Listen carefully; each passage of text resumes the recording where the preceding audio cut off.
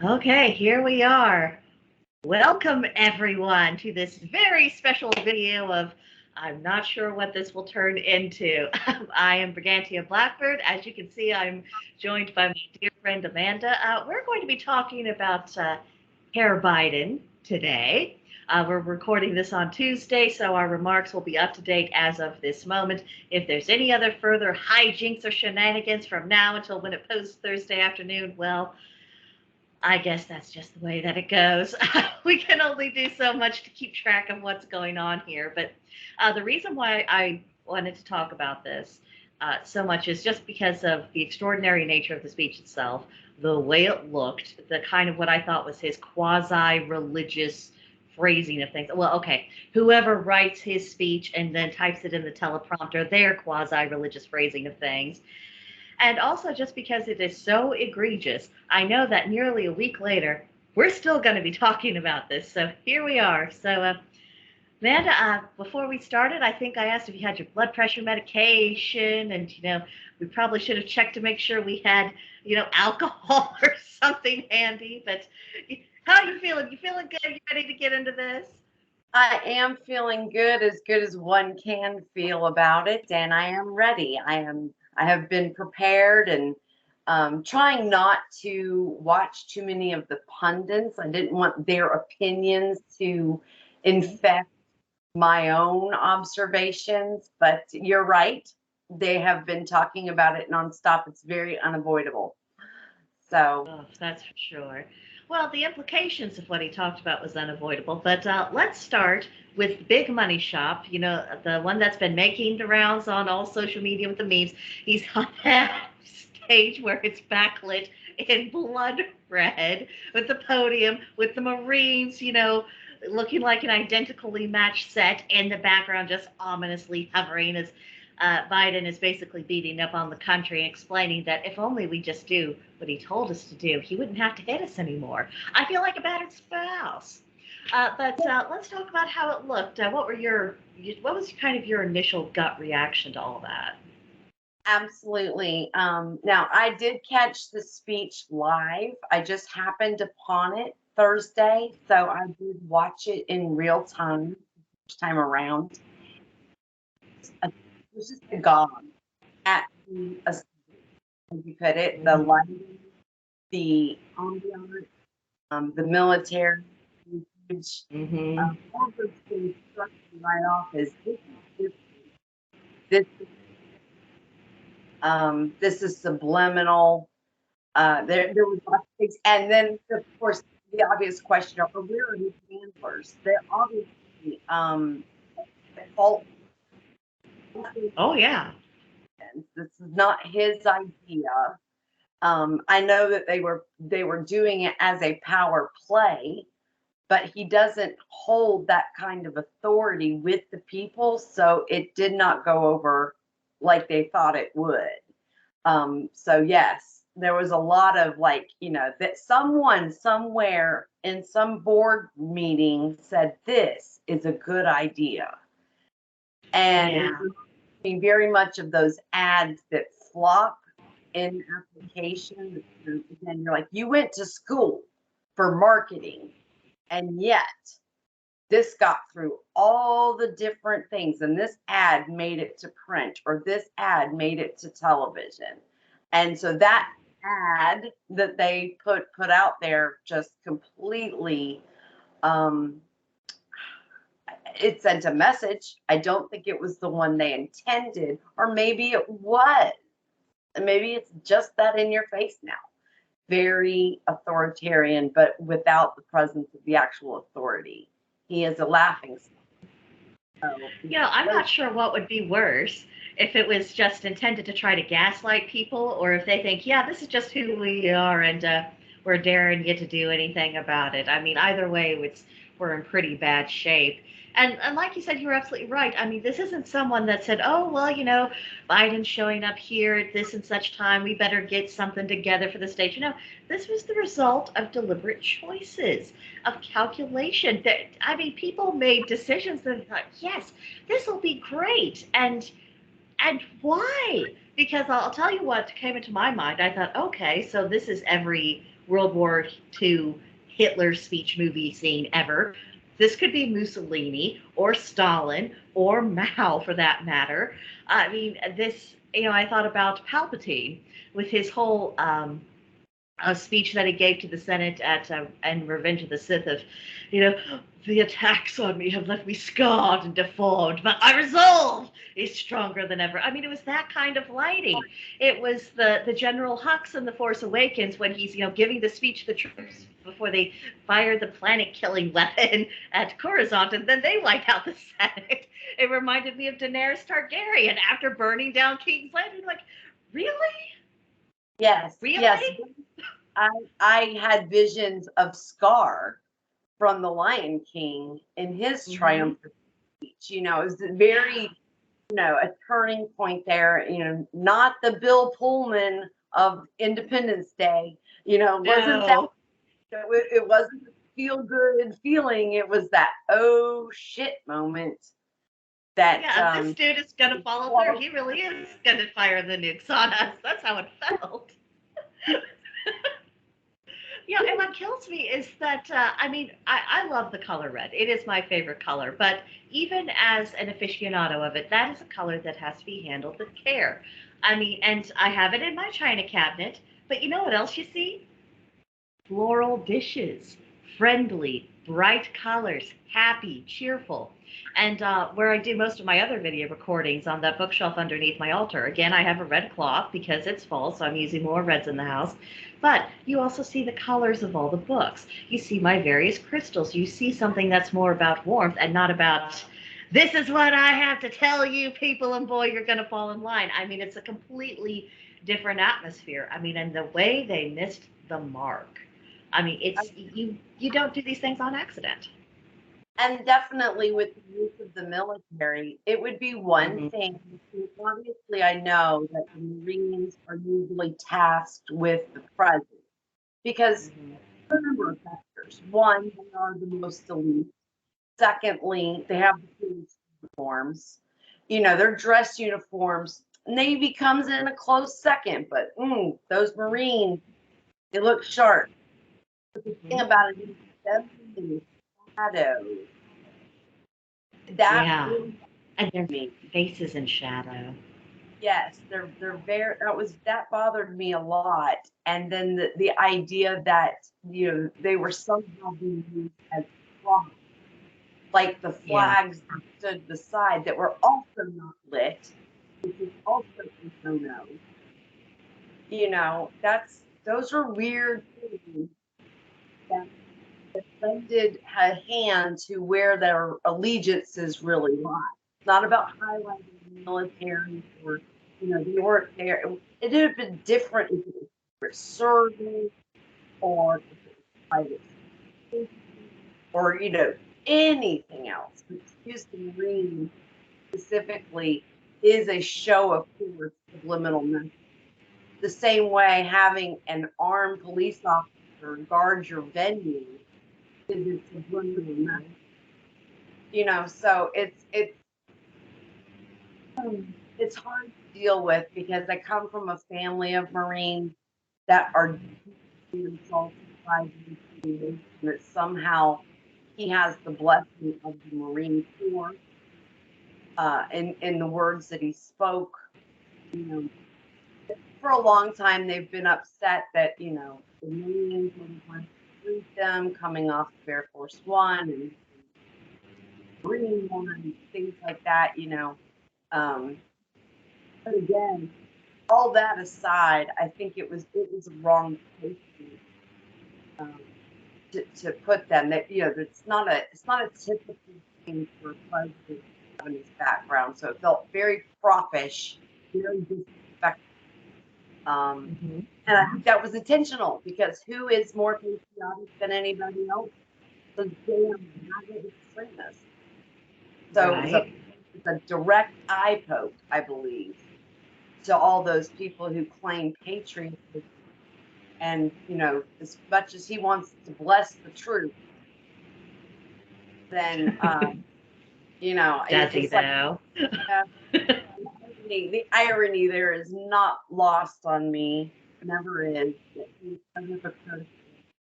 Doesn't believe a damn word he thinks or says or is given to him. He doesn't. I don't think he proofreads anything. He just goes out there and reads like Ron Burgundy, and it doesn't matter. It doesn't matter.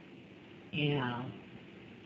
There is one last thing I'd like to touch on before we get into the speech itself, which personally I feel like that the whole American public should sue this man for slander, because I do feel like we have been slanderized. But I was watching Louder with Crowder this morning, and they pointed out that on CNN's coverage of it, once his speech began and they were hearing his tone, they started adjusting the colors on the screen. It wasn't adjustment lighting on the actual place. It was just CNN doing it to make everything seem pink, which, you know, is a little less dictatorial and authoritarian. I'm like, huh. So apparently it was beyond the pale for CNN. They're like, oh, well, this isn't going to be a good look. And it sure was not. No, exactly. And CNN has been accused of such tyranny things before, or tyrannous things before. They had an analyst from the FBI on talking about the raid in Mar-a-Lago, and the FBI agent was insistent that the usage of the word raid was overreactive. So in live time, they changed Chiron to stop saying raid, because the FBI agent was cluing them in, hey, you want to stop using that word, don't say that. And so they like totally changed their tone, the Chiron, the everything on the spot at that direction of that one person. So I'm sure there was someone's like, ooh, the optics are bad, change it in CNN. You know, I mean, it might have been Zucker from very top. It could have been just whoever was monitoring at that time. I don't know. But I mean, for them to have that kind of control over the propaganda in real time, not worry about people screenshotting it or watching it, they don't care. They're just going to do it and then pretend like, well, no, it was just the screen. You know, it's just we needed to fix the, you know, that it's all technical. You know, we got to fix this and the filters and the blah blah. No, it was a direct result of somebody screaming in somebody else's earpiece that is he speaking German yet? Yeah. Right.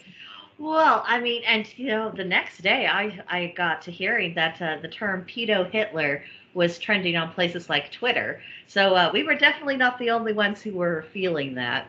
So now I guess we better get into this train wreck. I really couldn't stand even his opening remarks talking about Independence Hall and its historical significance with the Declaration, and then, you know, where our Constitution was written and debated, as if he's ever even read the document, which I have my doubts about, and how important we the people are, and talking about equality and democracy, which we are a republic, just in case. Yeah. Anyone still besides me still remembers. How marvelous. I mean, I know we're young, but we're right. Yesterday. We all know the difference between a republic and a democracy. So, or at least we should. But, you know, that is his favorite word, and it kept getting rambled over and over again.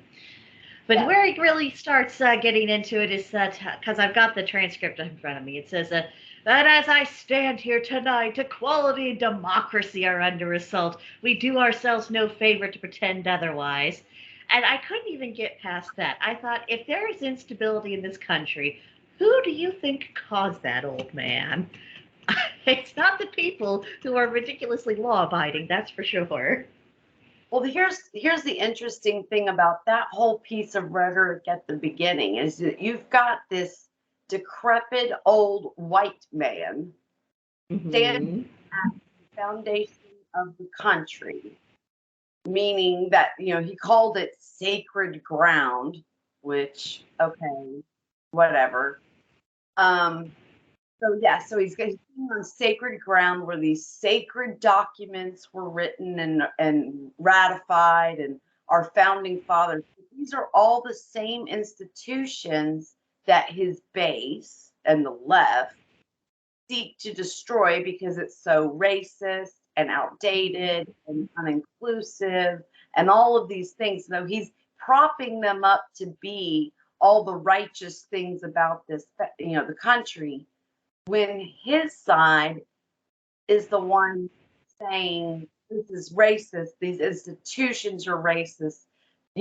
Philadelphia was a white man's club and they wrote the rules for themselves. And then he's going to be the appropriate spokesperson or poster boy for that. I just don't, those two dots do not connect in my mind as far as, do they really believe their own rhetoric? Again, I don't think they believe in anything, but yeah, I mean, so we all know that Biden doesn't write this stuff himself. He's not his own speechwriter in any way. So there's somebody out there who is writing this, and who are they talking to? Because I would think that that would have pissed off every Democrat in the country who wants to defund police and reroute resources to these bills and ignore the right and, do their own thing, replace all the institutions that are white and racist. And he's up there saying these are the greatest things ever made since, sliced bread. And I'm like, wait, well, okay. So he's trying to piss off everybody? I don't know. I mean, it is conspicuous, especially when you put it like that. I mean, it makes me wonder if he wasn't really talking to his own base that evening. I wonder if he was trying to shame and bring into line everyone on the right who could possibly be gaslighted and taken in by all that. Because, I mean, he knows that the Constitution and the Declaration and historical sites like Independence Hall, he knows that means something to us. He knows that, I mean, I don't know if we'd go so far as to call them sacred ground, but we could certainly say this is highly culturally significant. You take these things away, we do not have the nation at all. Certainly not the nation in the proper form it was intended to be in. So I do wonder if he's trying to kind of beat it out of people saying, well, you don't have any right to oppose me, because if you oppose me, you're opposing all these things you think you like. Oh, you're the real hypocrites. Because, people on his side, they don't care if they're hypocritical, but people on our side, it matters. Logical consistency matters to us. Yeah, they all clapped in response to that piece of BS. And I was like, whoa, wait, hold on now. In real time, live people just heard what he said and they clapped. But they also clap when rioters burn cities down. Mm-hmm. So I don't. Do you think they just have signs that say clap and they just do it like the seals? And C-SPAN went so far as to pan to the crowd so we knew it wasn't just a laugh track. It was real live people. And, I found that to be conspicuous. I was like, why are they clapping? They can't possibly agree with that. They've been telling us for 4 years that it's the opposite, that MAGA is, taking the country backwards and all of this other whatnot. And then they're clapping for the same institutions that we were trying to bolster during the Trump years. What? None of it makes sense. Make it make sense. Oh, well, I mean, I think that's the whole thing. I mean, and that's one of the strategies from, out of Marxism and out of Saul Alinsky's Rules for Radicals is just, you don't have to make sense.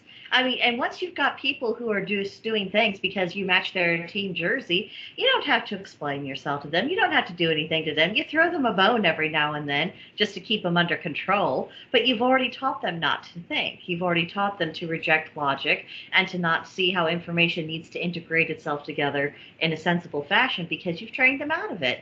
And I think this is the fruitage. I mean, look at these horrible ideas. Well, these are the consequences now. It just, okay, it's fine. Yeah. I'm not reaching for the whiskey bottle yet. So then he talks about Donald Trump and the MAGA Republicans represent an extremism that threatens the very foundations of our republic. And then he tries to say that not every Republican, not even a majority, are MAGA, and not every Republican embraces their extreme ideology. But then he went on to say that the only Republicans he ever praised are the ones who worked with him. And I'm like, okay, so a bunch of sellouts, people who don't have any principles, who are just cynically wearing the R and doing whatever is expedient for them. Those are the people you can work with. Okay, tell me again how we're bad people. Right. Yeah, I when he said that, I thought immediately of Charlie Crist, who is running for governor in Florida. Now, Charlie Crist has been a governor in Florida. He ran under a Republican ticket when he got that nod. So, Really? Yes. So Charlie Crist is a chameleon. He's also a jellyfish. He has been everything from a Democrat to an independent to a Republican back to a Democrat. He will run for whatever he thinks is going to get him the seat. So because DeSantis, he knows he cannot primary, he's going to run as a Democrat this time. And he's going to run on all his Democratic things. And the next time, if it's a Republican slot he wants, then he'll run on all his Republican things. And only the real ignorant people fall for it. We all, real Floridians remember the Crist years, and we remember what he is and who he is. And he shouldn't be elected, booger picker for, I wouldn't trust him to show me how to tie a shoelace. Mm-hmm. He's a very evil guy. And in fact, he got the reputation in my circles as the Antichrist, so to speak. He's the Antichrist because he is just that bad. He is really just a snake.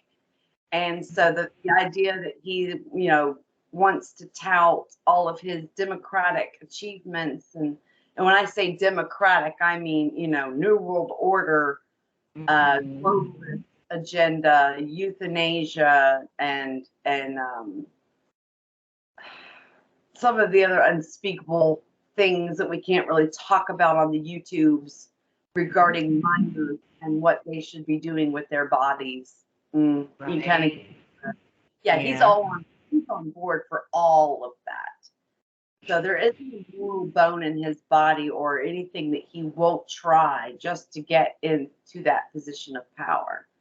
And it's more about undoing any good that DeSantis did than to try to keep Florida free and fair and all the things he wants to say. So again, when Biden talks about the Republicans that he can work with, those are the images that come to mind: the Mitt Romneys, the Liz Cheneys, the Charlie Crist, even the Mitch McConnells, and some of the other Republicans out there that are a little bit wishy-washy that I think ran under ours because Trump was so persuasive. We'll play it that way. He was so persuasive even in his campaigning that a lot of people grifted on immediately. They were early adopters. Hey, this guy's going to win, and I want to be on that team, so I'm going to start talking like him. We all know them. They're the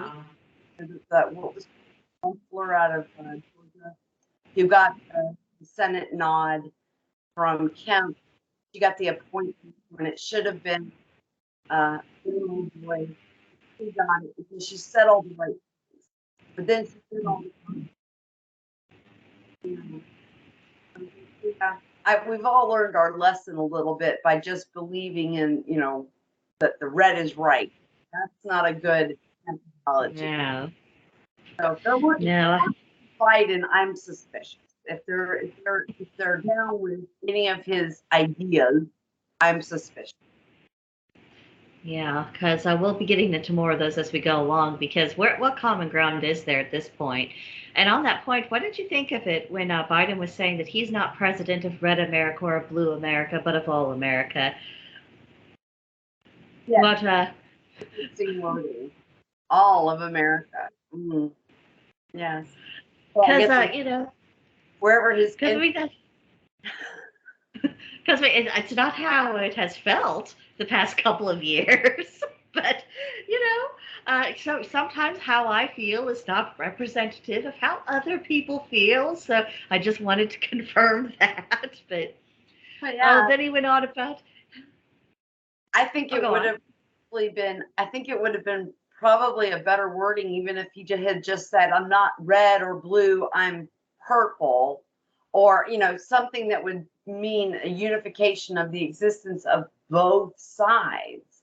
But when he just says, "I'm not for blue or red. I want all of America," well, then that's a whole horse of a different color, so to speak. What is that? What is that America that he wants? It is his America.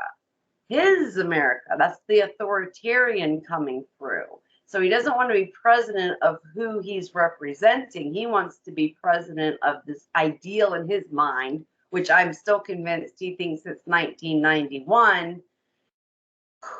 Who is he trying to govern? That's the question. Who does he think he's dealing with now? Because he's Well, got two sides. well, I mean, as I say, I don't think that Biden or any cognitive activity he has, what little there is left, plays any role in this. I think that we are seeing this is what what you get when you have handlers and someone who's just in a suit. I imagine they would probably manage Kamala like this, and she's so ill-spoken. I rather wonder that if we do get a President Kamala, if it might actually be worse. But then he went into about how he's come to tell us some hard truths, but necessary truths. Yeah, this is where I got to thinking about this is how you would talk to someone if you are in an abusive marriage. You're about to beat them. They're the ones who get beaten, and you're explaining to them why you have to do this, almost like it's a disciplinary measure. I mean, it's really sick, twisted thinking, and that's how I perceived what he said. Yes, And here's where the slander comes in about how MAGA Republicans don't respect the Constitution. They don't believe in the rule of law or recognize the will of the people, don't accept the results of a free election, blah, blah, blah, blah. That right. is slanderous from start to finish because who nags about the importance of how we need to restore constitutional boundaries more than MAGA Republicans? Right. Yeah. In fact, I made a note. I just want to kind of reread it on that abuser aspect because it's got that too. And it says, basically the idea in my note was you shouldn't have a choice because choices make me hurt you. Why are you making me hurt you? And that's the gist of what he. Why you Yes. won't work with me? Because when you don't work with me, I'm gonna have to put the hammer down. You don't want me to do that. I have these guys, you know, and really that show of of force. And I thought that is so abusive right there. We're all taught the emotional and a psychological abuse that comes with these domestic situations. And if we're going to look to him as the authority figure over our lives, so to speak, as Americans, then he needs to refrain from that kind of language. But that truly, I do think, embodies the administration, is that they have that mentality of if you just do what we say, then there won't be an issue. And Yeah, I then mean, why won't you just be ruled? Why do you peasants think you're in charge of the government? What are you talking about delegated authority? You mean the people delegate that? Gross. I mean, that's how they really think. I'm like, oh, Yeah, okay, that's why I get into my more extreme mindset of, okay, all of these Marxists, I think we should strip them of their citizenship and mail them to another country. I don't care where they go, but clearly they're not interested in how things are supposed to happen here, so that's just me. Yeah, I agree. I mean, it's just, again, and going back to the idea of he did not write this. These are not his words. He's a mouthpiece for some pencil backroom, paper Hmm. that thinks that this is the way to do somebody who just never had an interpersonal relationship in their life. The only person who speaks this way and believes it, it is Hmm. authority and duty to put it in his words. It's his duty to put us in our place. Ugh. It's Yeah. sounding like a really unhealthy, gross kind of kink. I mean, that's what it sounds like to me. It's ugh. But of course, given what we know of the leftists, is that mindset really a surprise? if their if their politics didn't get them there, I suppose their personal proclivities might have. I would think after 50 years in politics and so many close calls, maybe he does feel like this is his birthright, that he is a monarch of sorts, and he's just been biding his time waiting for his moment with the crown on. Now he's got it, you know. So it's a very weird dynamic. Someone who's been in politics their entire adult life, who has run unsuccessfully for this office many times, and then finally achieves it. There's maybe it does feel like a coronation moment, and he feels like this is his duty now to fulfill all of these dreams and aspirations that he had as once a young man. He's going to change the world. Yeah, that's not good news for us. No, I mean, who said our world needed changing? I mean, it does now, but it was because we were interfered with.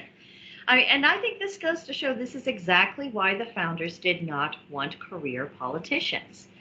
I mean, this is the reason why. And I know some people have some arguments against term limits, and it's not that I don't hear them. I'm just thinking there is so much poison. I just think as a matter of survival, we've got to institute some reforms.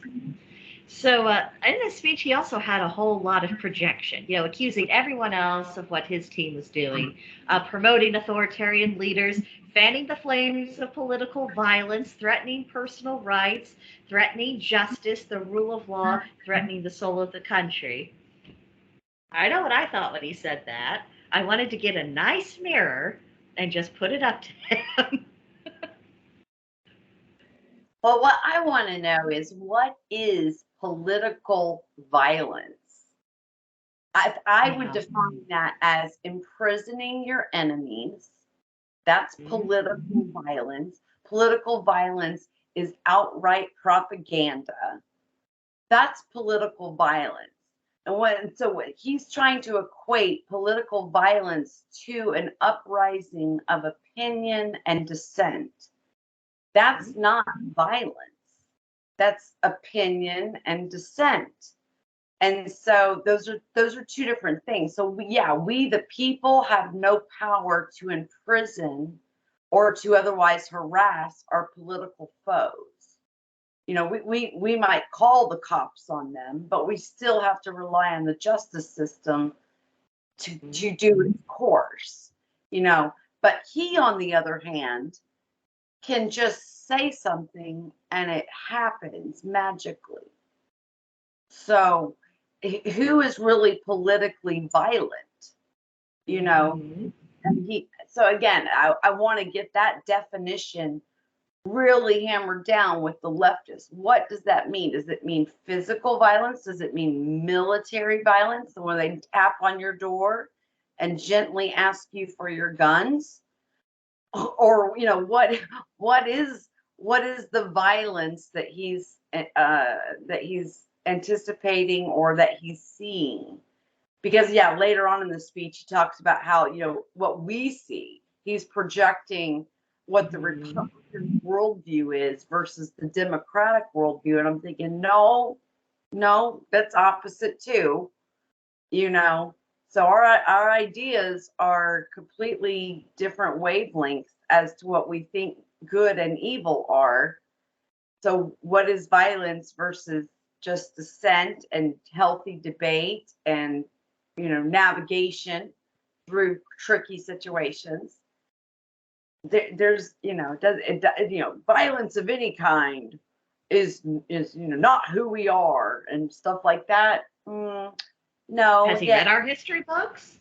Yeah, he's talking right on the steps of where the treason against King George took place. It's so ironic. Oh yeah. Well, I mean, when you talk about violence, I mean, here's the thing. I mean, I have a really hard time calling anything other than the use of physical force violence. Now, of course, when the state comes and arrests you because you're a political opponent, that's obviously violent. Sending the FBI to ransack the house of a political opponent, I think that is pretty violent, especially since they've been trying so hard to say that, oh no, we were forced into this. I mean, it's amazing how they always scramble after the fact to make it sound less bad than what it actually was. But I mean, when it comes to vocal opposition and people forming political strategies in order to implement it, I mean, that isn't violence. That's the people who have every right to fire you, getting ready to fire you. And if you, I mean, would be an opportunity to learn a little humility and realize that you made mistakes. But I mean, with the politicians, I mean, it's become such a zero-sum game. It's just about their grasp on power, influence, money, everything that goes on with it.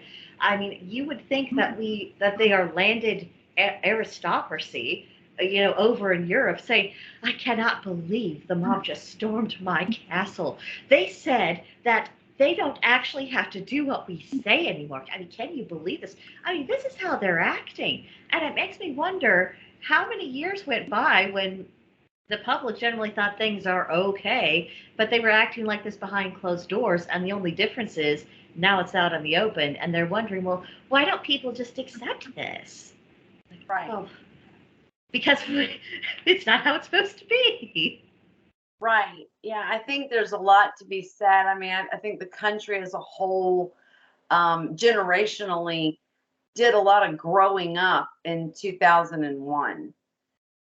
With that coming up again on its anniversary, I think that was an eye opener for a lot of people that our government wasn't as well run and as organized as we were all thinking it was, or told that it was. We were safe, we were good, that nothing could ever happen to us, we're too supreme.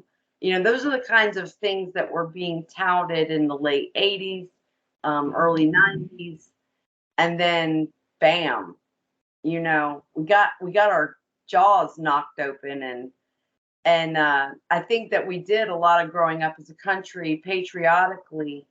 And then that shifted away some of trust in the government.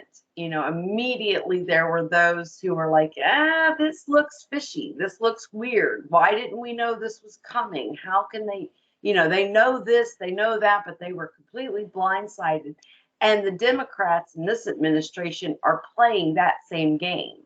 Oh, well, we had no idea that Afghanistan was going to go that way. We had no idea inflation was so bad.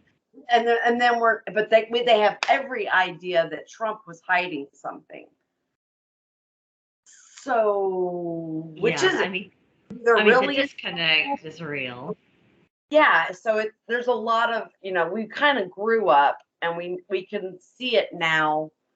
We understand the 3-card Monty that's going on, and we're no longer putting up with it. We're done with the card game. We're flipping the table. And they're just completely perplexed. They're like, well, hold on. I'm not trying to get one over on you. I'm just not going to answer your question. Oh yes, I tell you what, that has been turned into an absolute sport of how many different ways can we not answer a question or answer questions you didn't ask. But while you're talking, it got me to thinking about, the difference between the pre 9/11 world and the post 9/11 world. I mean, I came of age in 2000. That was the year I graduated, year I turned 18. And I had a sense that, the government was the government. I mean, I didn't trust them. I thought a lot of them were probably shady, but I didn't think that they hated me personally. I didn't think that they were actually anti-American. And while they might be doing things that, were not good and probably ought to go to jail for, I didn't think that they were actually going into the realms of sedition and treason. The way I don't know what else to call it now. The things they get up to that actively destroy, destabilize the country, and try to replace our institution with something really twisted and ugly. And that for me has been the biggest difference over the past 20 years. Of just, I went from feeling suspicion, concern, to now I just feel hated, absolutely hated by the people who's charged with that delegated authority to, essentially see to the interest of the physical safety of the nation, if nothing else. I mean, can you imagine the people who've been normies all this time who watched that speech and maybe that was their first clue of, oh, maybe something's really, really wrong? I mean, talk about a rude awakening there. Oh, yeah. Our worldviews were shattered Thursday night. Mm-hmm. What did you think about how he talked about how, democracy is under threat, but we're not powerless in the face of these threats. We are not bystanders in this ongoing attack on democracy. How did you interpret that?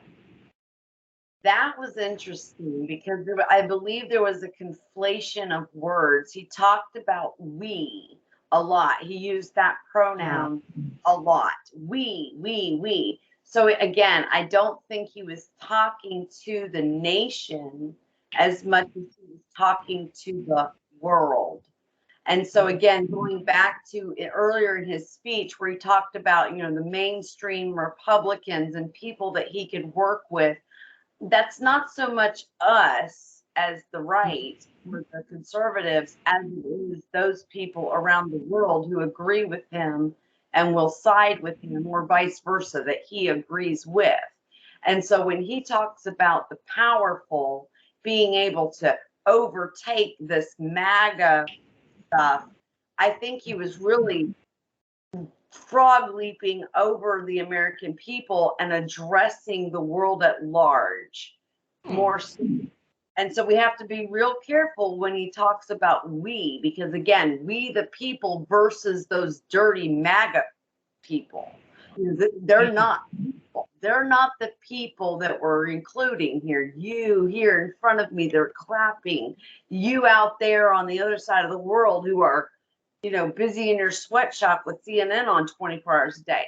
Those people, we're going to change the world, and that's the scary part, is because we don't really understand that words have meaning and can have multiple meanings, layers of meanings. And when you're not clear about who it is you're addressing, it can get very muddy as to, being able to walk it back later. So what happens, the administration did that. He was unsuccessfully. He wasn't talking about everybody. Well, sure he was. He was talking about everybody. He made that clear on several points, even after the fact. Absolutely.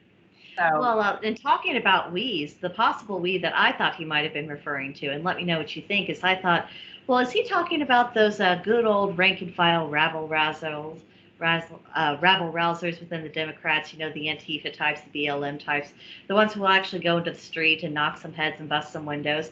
I thought, is this their cue of, things are going to be happening, and when you take action, you're taking action for the democracy. And I'm wondering, I wonder. I mean, I don't know, obviously, but yeah, I think it was. I feel like it was a nod to the world powers that, as long as I'm in charge and we can agree, then we can overtake, my constituents over here, because there's more of all of us than there is of this one little country. So if we can get everybody globalized and dependent on that global market, then we'll by necessity defeat and crush that little faction of people that think that America is still sovereign, that still think that we can make it in America without outside interference or assistance. You know, so that to me was the real subliminal message that I really, and I think I did make a note on that myself. Let me just reference that real quick. Yeah, I think it's right here. So yeah, it says, yeah, so when he references we the people, he's definitely including the MAGA faction. Those are not people. That's the first step of dehumanizing us. And that, you know, we're gonna stop torching our own towns if we just all get along, kind of a thing. You know, we have the power, meaning those Antifa types, that you know, we can change the course of history if we can just crush that other group over there. Focus all your attention on that, and then we can all live in harmony, and y'all can stop parading like bulls. You know, I think that's a pretty reasonable analysis and assessment of the situation. And I also want to pick up on your idea that he may have been signaling other world powers, because if you're correct in that analysis, it almost sounds like a monarch who's in a very weak position, is facing an imminent rebellion, believes he's going to be overthrown, and he's saying, you come to my aid so I can keep delivering the goods to you, because you over there still need me. And if I'm gone, you're not going to get what you're needing out of our arrangement. So that's where my head took that. Yeah, dead men don't pay debts. So, yeah. You no, know, they do not. He sold his soul to the devil. And we all know that he's of a globalist agenda. I can't help but think he was talking to his other globalist cohorts, far and wide, near and, you know, wherever they happen to be, just rallying those troops together, saying, hey, look, you know, it's about to go sideways come these midterms. And when it does, I'm going to need every bit of international support to thwart this. Otherwise, there will be a coup, and I will say bye-bye, and then you'll be stuck with Kamala. So you don't want that. Nobody wants that. No. I mean, can you imagine? What's this button do? That's what I'm seeing when I think of President Kamala. Oh.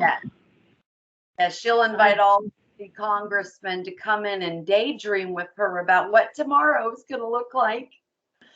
And talk about the passage of time. That's another one of her big deals. Time passes through us, and the time is now. Good grief. I mean, how much weed did she smoke back in the day? My goodness. I mean, I think we may have done ourselves a little bit of damage as far as the thought process. And you would think that with a political arm that is so obsessed with, I would have to say, female supremacy, because frankly we have legal equality. I don't really see what any further need for feminism would be, at least not in this country. But if they're wanting to promote female supremacy and they're wanting to have this historic first female president and all this and that, which I think some of them do want, why are they not helping these women present themselves a bit better? Why are they not constantly working on becoming better public speakers? I mean, you and I think we present ourselves decently well. I mean, and this is not our profession to do, but I'm pretty sure if we were given the same speech that Kamala was given, you or I could deliver it just as well as an ordinary person with normal speaking abilities than whatever's going on with her.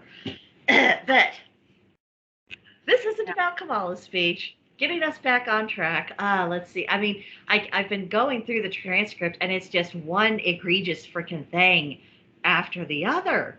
I have 5 pages, I'm telling you, and they're just bullet points.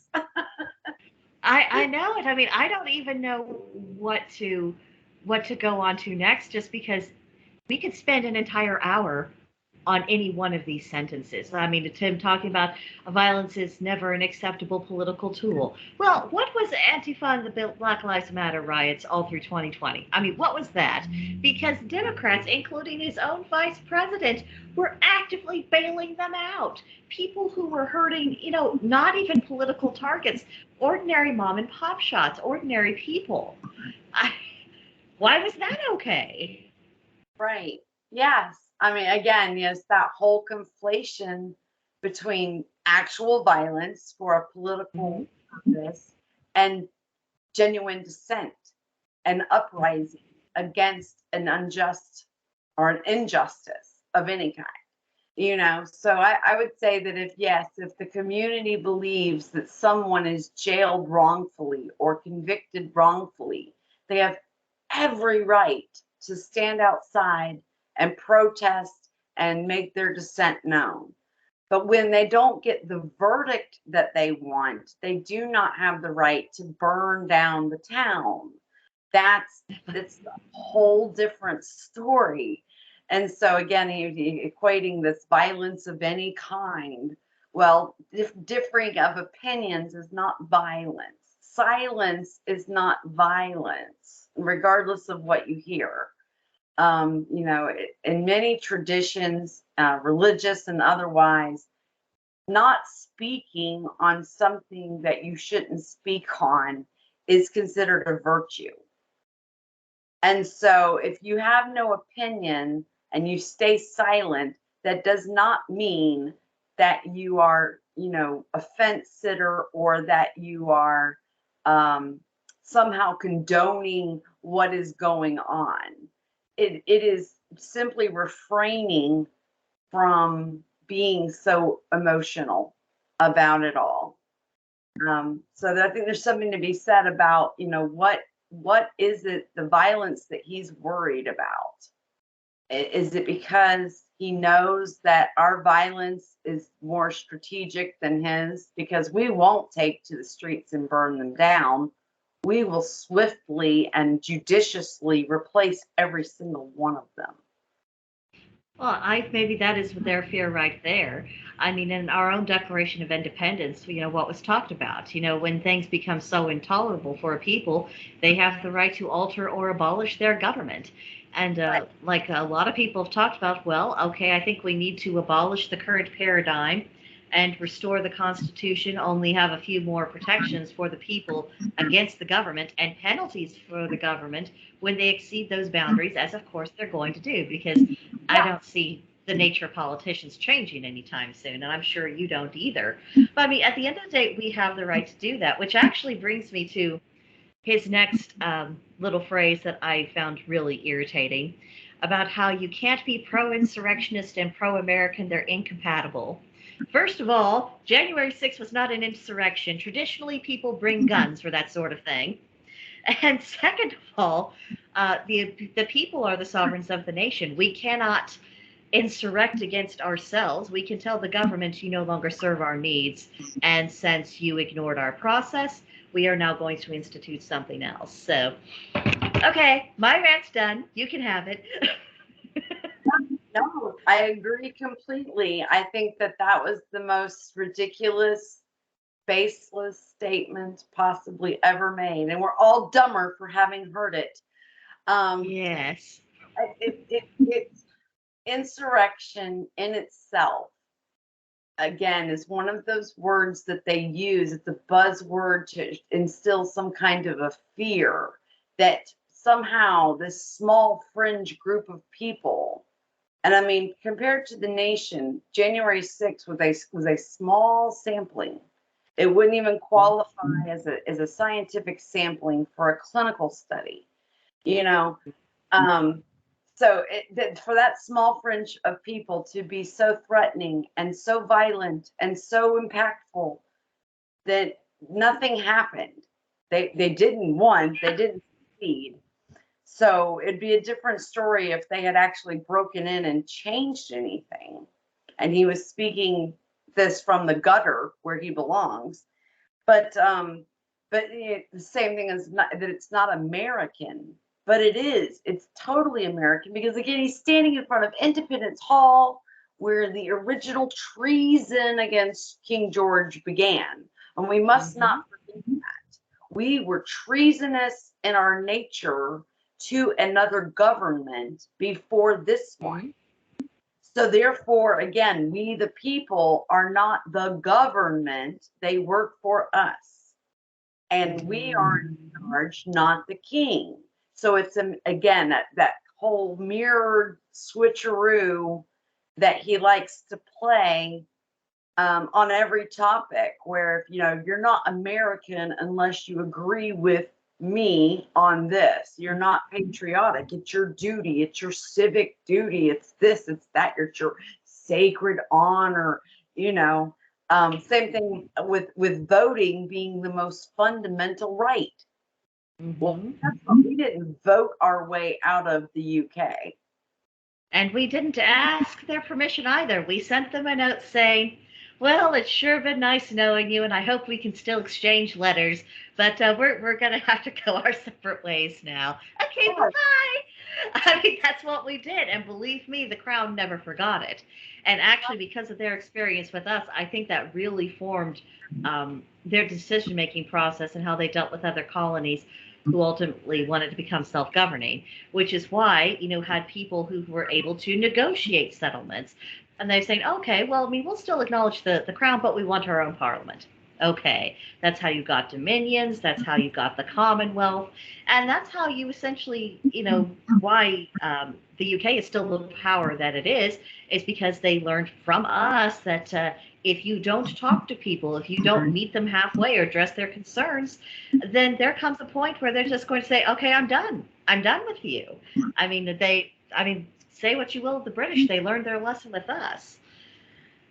Oh, but yeah, let's see. But yes, I thought that was a very interesting point there. And there was something else he said along that vein.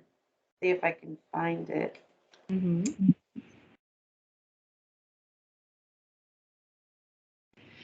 Yeah, because I've been looking through some of his quotes, and we're starting to get into his light and darkness imagery. Which, once he got to that part of the speech, that's when I'm like, okay, I have to send Amanda a message.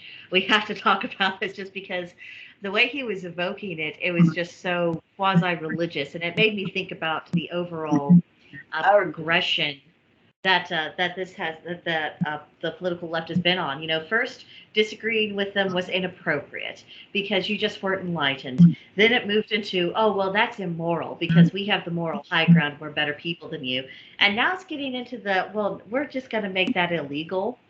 And the next step past illegal is, well, that's sacrilegious. So, right. Did you find your spot? Or okay. Thinking I had something. I'm looking for my little keyword there. Yeah, it's about speaking about religion, and he was, we can't have, or we can't have it both ways. There, the light and the dark, and the chaos versus the order, and things like that. And that, to me, it struck a note. I was like, wait, he's saying that that's not natural, that these are abnormal times where we have both light and dark and peace and danger and these things. And I was like, so he's saying that type of dichotomy is what's unnatural, and that he knows us again, that ambiguous pronoun. Well, he knows what? He knows our hearts. Now, see, that to me speaks of that whole tone. I knew that would get to you. Motivations. I know who you really are, and I'm going to tell you who you really are, much like the Jesus of the Bible did. He world, and he testified that its deeds were evil, and he pointed out the flaws of men, to their faces, to the pious in public. And I felt like, oh, that's what he's doing. That's what he's doing.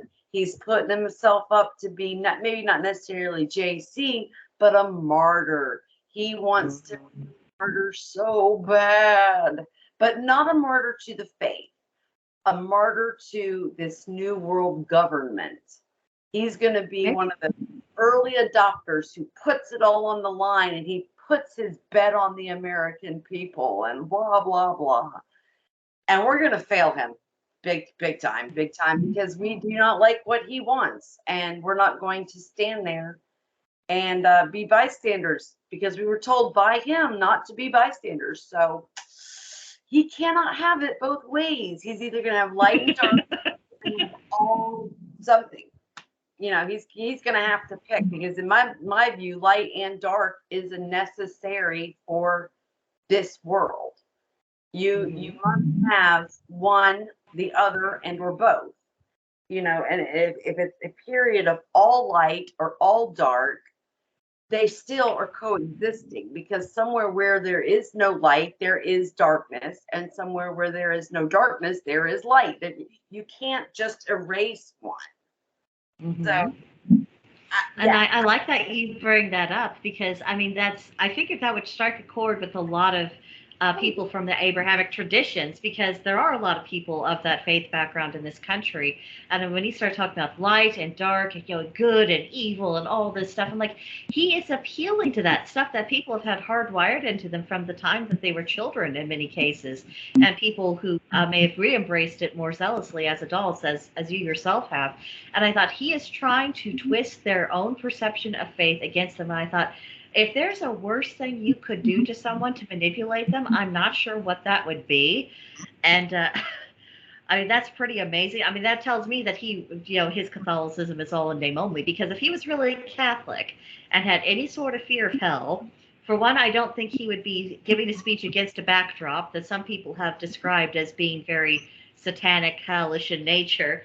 He wouldn't be doing that, but he also wouldn't be trying to use people's faith against them for his own political gain, if he actually believed. Oh yeah, for sure. I mean, it's definitely a hallmark of a cult leader, if nothing else, is to use the Bible, to use religious lingo, to make it sound just a little bit like Jesus, just a little bit. And but then again, claim all that authority and glory for yourself at the end of the day. That's the real kicker. So I mean, yeah, Catholicism aside, I think that just on a religious basis, anybody's spirituality should have been knocked. I would think that hits a chord with you too as a pagan regarding balance. Oh yeah, absolutely it does. Like, well, hold on, you can't have order unless you know chaos. You can't have light unless you know dark. So they can't be in the same place at the same time necessarily, but they need to be next to each other at least. And there needs to be goals, and the things that that we experience in the natural world, all of that is natural. And and necessary. I mean, it's all it's about how it's necessary for existence. I mean, and you're right, it absolutely does strike a chord with me, and him whining about chaos. And I thought, America is a pretty chaotic nation, and it's that way intentionally. And that's why we had the rapid development that we did, because chaos ultimately is that uncontrollable life force. And yes, chaos does need structure in order for it to serve a good purpose. I mean, that much is beyond dispute. But if you try to take that chaos out of it, things wither, they die, which is why when things get too regimented, why you suddenly see periods of intense chaos, it's life breaking free and saying, I have to get out of this. And I honestly feel like a lot of people, after listening to Biden's speech, might have been in the mind frame that I was of this has to be broken. We have to start taking away some of this structure. Otherwise, because if we don't do it with intention, that's at a certain point, it's just going to break apart, and it will happen without any kind of intention, any kind of plan. And that would lead to greater human suffering. So just, I mean, it gets to you. I mean, the more we look at this speech, the more it gets to me. Right. So what did you think of him essentially comparing himself to FDR? Oh, the latest and the greatest. Well, it's not outside of the realm for me to to think that all presidents like to model themselves after their predecessor, or their the word escapes me now, but their predecessors. Is that right? No, Mm-hmm. No, that's the opposite. Yeah, Yes. those who came before. Yes. And so, yeah, when he started talking about, all the great accomplishments that he's done, and he's comparing himself to these former greats, and I'm thinking, yeah, but there was some not so great stuff that they did too.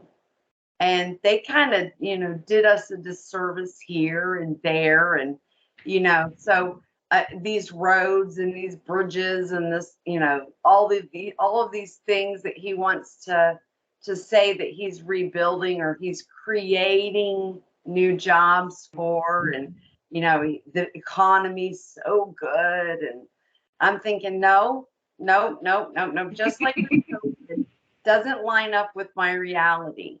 My reality is that 2.5 years ago, everybody I knew was prospering. Everybody. Now, everybody, and I mean everybody that I know, has gotten their face thrown in the dirt. Everybody took a pay cut. Everybody changed their standard of living. Everybody lost something.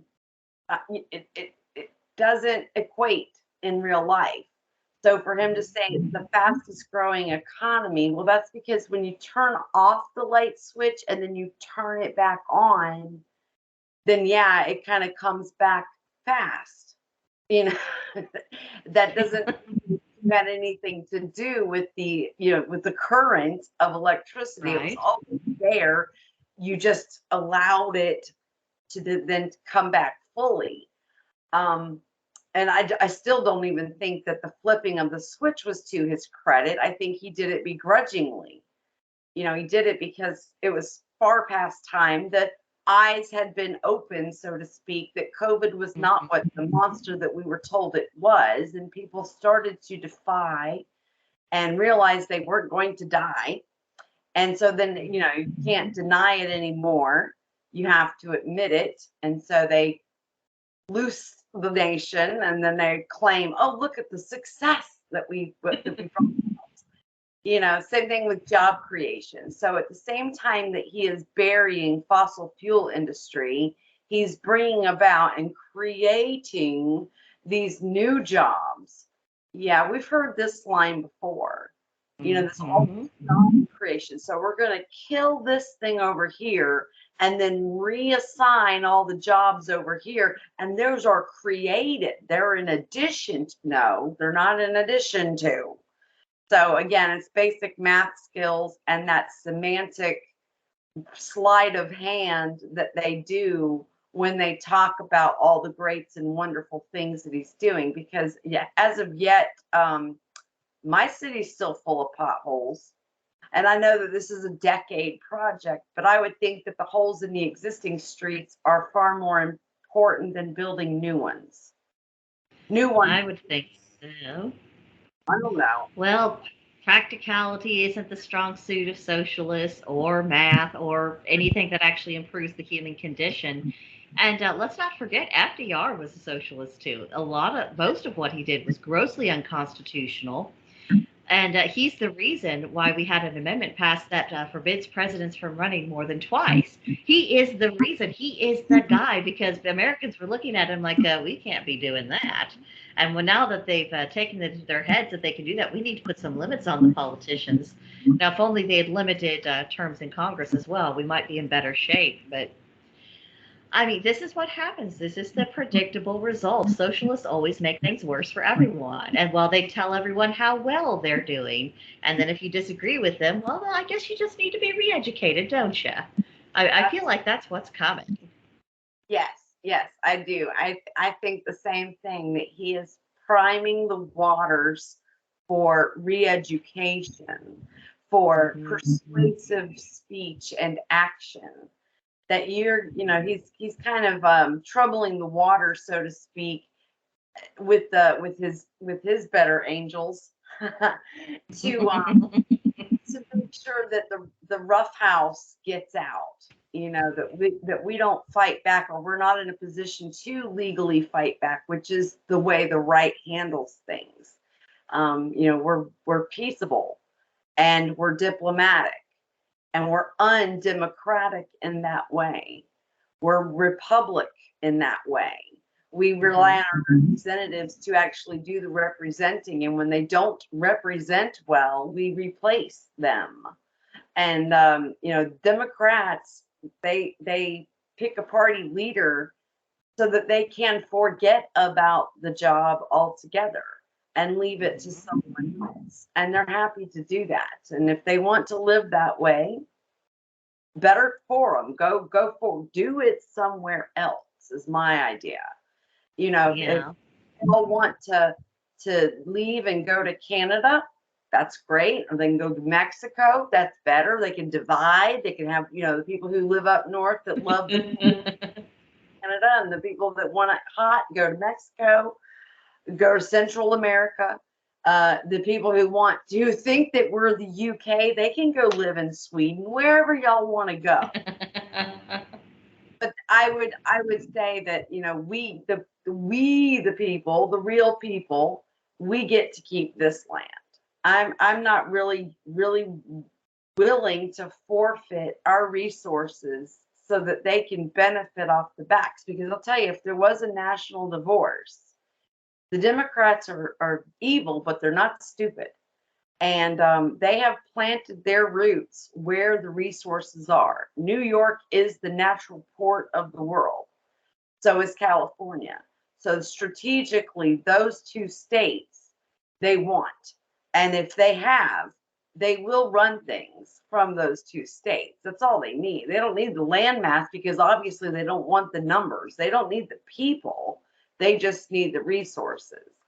So, they can have all their electric cars, and they can have all their greenhouse stuff, and, whatever they want to do in those two states. They have California for agriculture, and we'll throw in Oregon and Washington with it. So they have the whole West Coast, and let's say they have the whole East Coast minus Florida, because we're not really part of the East Coast. We're our own appendage. So they can have the original 13 and the West Coast and leave us the middle, and therefore they can, keep their private jets, and that's the only way they get to go. And, they have to have their passport to get in and out of their utopia. But I find it hard to believe that at the end of the speech, he's still calling for some kind of unification of the states, the United States. Again, who are these states, and who is united? Because who will stand together? If they came out tomorrow and said, okay, every individual state is a country unto its own, who would say, no, I want Alabama to tell Georgia what to do? and then not nobody. Yeah, and then Mississippi's like, well, I got some ideas, So there's a lot of things there that he doesn't even know what he's saying when he says it. That I think that the globalists, though, that are running the agenda, they really do. They're really reaching out, and they're saying, hey, look, we've got some trouble right here in the middle of our country. And if you can just help us squash those folks, then we're going to let you in. You can have all of our resources. We'll have this great utopia, and that's not going to work out well for anybody, because we ain't going to let that happen. This is not going to happen. And the thing that it concerns me is that it's getting increasingly difficult to envision probable futures for this country that don't involve some form of mass casualty violence, whether it is a civil war from a divorce of the states, which honestly I'm pretty sympathetic to, because I think that might be the least bloody option. Because if either faction gains supremacy and is able to hold on to it, then there's a question of what do you do with the unbelievers Now, for us, we'd be content to leave people peaceably, but they've already demonstrated that their ideology acts like a cancer and it rots things from the inside out. So, do you deny people voting status? How do you prove that someone is a Marxist? Do you start exiling them? What do you do? I mean, it gets into some very complicated territory. And if the opposition goes, well, they are the politics of purging. They have plenty of historical precedent in other countries where they do that. So, well, right now, all I'm thinking is what course of action leads to an outcome that has the least body count? Because it is really difficult to imagine that, we'll find some way to kiss and make up because I don't see it. There's just too much hatred. And as much as you and I might want to live completely peaceably with our neighbors, if our neighbors are unwilling to do the same, then we don't have that option because sooner or later they beat up on you enough to where it's either you defend yourself or you die. And I Right. really feel like his speech pushed us a lot closer to that. I mean, Yeah. my goodness. I mean, it's. Oh, I it mean, definitely. I've heard it described as essentially Biden declaring Civil War 2.0, and I'm just if that's what it was and what it was intended as far as the person who wrote the speech and the people who approved it. I mean, what are you thinking? I mean, Yeah. I know they think they've got the board completely slated in their favor, but I think they don't know who anyone is, and I don't think they understand how much people don't want to live under their boots. So, I mean, it's just, I've never seen anything more irresponsible come out of the mouth of a government official. Yeah, definitely. I think it is. I mean, his speech writers must all be under the age of 30. It's very idealistic, inconsistent, illogical, utopian, new world order. It takes a lot of its cues from other nationalities and their Yeah. way of doing things. And so I'm thinking, okay, so what might happen? We might be invaded. By who? I don't know. I mean, at this point, it could be an army of ants, and then we wouldn't know what to do as a country. There would be a divide on how we would handle the invasion. There already is regarding immigration. Do we try to work with them? Is this a diplomatic issue? Do we go to war? Do we take up arms? What do we? And then while we're debating, all being democratic, they're taking over. And so I think that if we were to have some kind of invasion, large or small, or some type of outside attack, that's when break would actually happen, because you would have two factions. You would have those who invite it and say, oh, this is the best thing that could have happened. Now we can really reform things. Or, oh, hell no. And, everybody pick up arms and fight like hell. So, that's the dividing line. I think that we're really, almost that his speech was an invitation to that vein of thinking was, hey, anybody who's looking for some land, I got, I got some prime real estate in Texas and Florida. I need these people gone, whether you invade them and take them over so that then they're under your rule, therefore under my rule, or, because I don't think he would actually sick his own people on us, because we all know that they're not capable of taking up the kind of arms that we have. I don't think. Unless he wanted them to get hurt, because I could see him finding some strategic value and like, look at those other people. Didn't we tell you they were streaming? Look what they did to these people who started hitting them first. But I mean, just look what happened. I could see him absolutely using them as cannon fodder.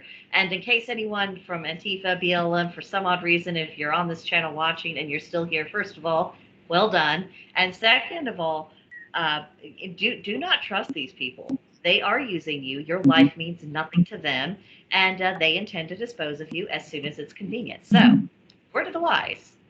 Yes, that collateral damage for real is, it's perfectly acceptable in all kinds of aspects. I mean, it doesn't even have to be a military style action. They're willing to throw you under the political bus. Yeah, And absolutely. out of society now, and make you a pariah for the most innocent of comments or something that was considered polite years ago. A polite way of saying things is now uniformly and unforgivably racist, sexist, homophobic, transphobic, you name it, you got it, you know. And it's a weird space to live in, trying to keep up with their rules. And you cannot placate nonsense. I mean, it is really Alice in Wonderland sometimes. Oh, absolutely. You know, so it's, you know, if it does come to some type of military backing, I don't know that he'll have the military he thinks he has. You know, Well, he talks. he'll have the woke military. He'll have his military, which is what really scares me, is that he's really talking about his world military.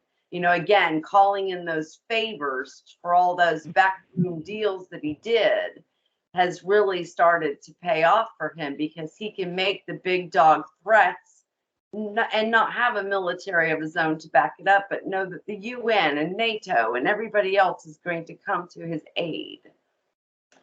So it's or at least in his mind they're going to. It may be, but I mean, I don't think he's noticed NATO isn't exactly good at paying its bills. I remember Trump had a real issue with them saying that you need to contribute more. Just saying. I don't know. I think he is. I think a lot of really gross miscalculations have occurred with all of this. Now, to kind of finish up our discussion, since we've really gone through the substance of his speech, and that was a job. Anyone watching, that was a job. But I found a couple of numbers I wanted to toss out here. The first is from the Post Millennial. They did a poll, and they, according to that poll, 56.8% of those likely general election voters said that Biden's speech represents a dangerous escalation in rhetoric and is designed to incite conflict amongst Americans. And then I looked up his current approval rating. This is from projects.538.com, and it takes several different polls and aggregates them to compare them all together. And as of September 6th, 2022, at 1:29 p.m., his disapproval rating is 52.7%. 52.7. And just think, that's not as bad as what it was just a couple weeks ago. He keeps on talking like this. I imagine it'll go right back down again. So, I mean, it's amazing how much the opposition tries to pull when people see him as such a dangerous threat to the country itself, saying, you know, your whole job was to calm down the temperature, occasionally make a polite speech, and otherwise take naps in the White House. That was what he was elected for, to bring down the temperature, and he has not. So you see people, he's regarded as a vehicle for danger to the American people, and they hate everything else that he does. So what do you make of the opposition of trying to make so much hay out of any other candidate at any other period of our history? They would have just written up like, okay, that was a washout. We'll just be quiet for a few years and we'll choose a better candidate next time. Why do you think they are so desperate to use him as a vehicle to push their agenda right now? Because I think that they view America at its weakest right now. I think that that's really the ploy. They see our white underbelly, with the corruption in the Republican Party, and COVID really exposed that. So I think that's why it's daggers out now, because they did a little test run with COVID, and they realized, oh, the Republicans really aren't about that life. They talk a big talk when everything's going their way, but when we buck the system, they lay down and play the game. So I think that they're really pushing now for this time, while Biden is coincidentally in office, based on COVID. I really do. I think that because that opened a lot of eyes on the right to our own shortcomings, to our, again, it was one of those growing up moments where, oh wait, that guy who ran on liberty and freedom just took my liberty and freedom. So I think it's a strategic move, striking while the iron is hot, and we're on our knees, so to speak, already, because we went along. Unfortunately, the vast majority of people went along with this card game. Yeah, there are consequences, and the best time to deal with government overreach is when it begins. Nip it in the bud. I beg people to do it. I was actually sending a lot of messages over social media to local business shops that in the town where I live. I'm saying, lawyer up today. If you let them do this, you will never regain control ever again, and this thing will go on and on and on. And they ignored me, and look where we are now. Yeah, got to stand up to bullies. I mean, that's one of the lessons. I mean, I know people don't like to pretend like bullying is just something you suffer through and not something you deal with. But there was a lot of sense with those parents back in our grandparents' day, back in the 50s, saying, if the bully comes up and hits you, you beat him back and you try to win. Either way, he's going to think twice about beating you up again. And I think that's a lesson that we've really lost sight of here. But I guess we'll learn things the hard way. That seems to be how things go sometimes. Yeah. Oh.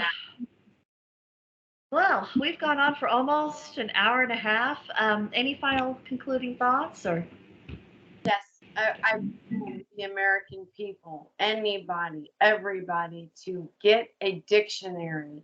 Get it now before it changes forever. Look up the word democracy. Look up the word Republican. Read all that you can about the founding fathers, the processes. Actually go to the source work before it disappears, before it's rewritten, because we know that that's actively happening. We mentioned it in this video where CNN actually changed the aesthetics during a live broadcast, where forever it will be memorialized that way. And, the same thing with the Chiron change. These things go undetected. These words, they slowly morph out of the existence of what, contextually or historically they were, and they go into something else that doesn't mean anything at all. Yeah, definitely get a dictionary. Definitely start looking at source material. And the last thing I'll say is Sun Tzu said that wars are won in their temples before they're ever fought, and the left has been preparing in their temples for a very long time. By going to our own source material, by remembering what the character of the American nation is, and by remembering who's in charge around here, that it's the citizens, not the government. They just have delegated powers, nothing more. By remembering that, I think we can make a great deal of headway. I don't know that we'll be able to save the entire republic intact, but I think we could certainly, those of us who want to save ourselves, I think we can gather with the like-minded, and I think we can find a way to make that happen. So on that note that I hope doesn't have anyone black-pilled, thank you for joining us. Thank you, Amanda, for coming on with this. I knew this was going to strike a nerve with you just as it did with me, so I really appreciate you coming on. And everyone, thank you for watching, and join us on Gilded, Blackbird's Brew, link in the description box below, and I'll also have a link to this transcription of Biden's speech, as well as the article from Post Millennial and the poll results, which will be updated by the time this video comes out. But I guess that's it for now. Bye. Bye.